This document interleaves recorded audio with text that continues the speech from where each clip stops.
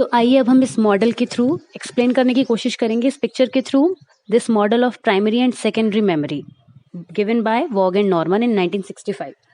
तो सबसे पहले तो जैसा कि आप पिक्चर में देख सकते हैं, यहाँ पे कुछ चीजें दी हुई हैं जैसे कि primary memory, stimulus, rehearsal, secondary memory and forgotten.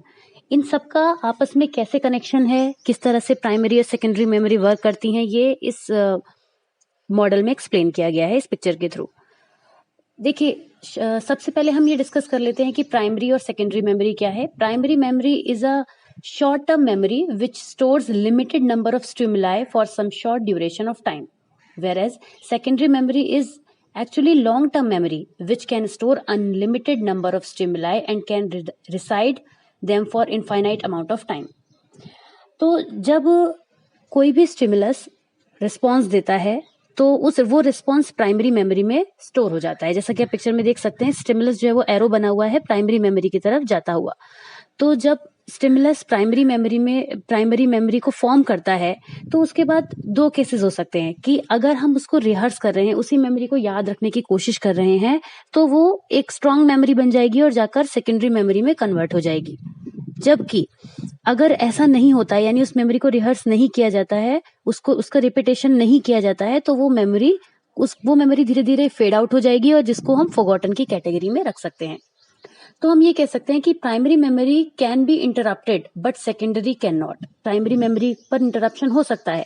Suppose आप किसी बच्चे को कोई चैप्टर पढ़ा रहे हैं, वो चैप्टर आपने उसको 1 महीने तक उस टॉपिक पर पढ़ाया, फिर आपने उसको छोड़ दिया, उसको आपने दोबारा ना कभी रिहर्स किया, ना उस टॉपिक पर कोई डिस्कशन किया, आप खुद भी उस चीज से धीरे धीरे दूर होते चले गए, तो वो चीज फॉरगॉटन की कैटेगरी में चली जाएगी। जबकि वो 1 मंथ का ड्यूरेशन जिसमें वो चैप्टर, वो टॉपिक रोज रिहर्स हो रहा था, वो धीरे धीरे बच्चे के माइंड में डेवलप होता चला गया वो टॉपिक, और वो एक स्ट्रांग मेमोरी की तरह से उसके माइंड में फिक्स होता चला गया, और लास्ट में जाके वो एक परमानेंट मेमोरी की फॉर्म में उसके माइंड में क्रिएट हो गया, जो कि सेकेंडरी मेमोरी की फॉर्म में जो है वो आइडेंटिफाई किया जा सकेगा।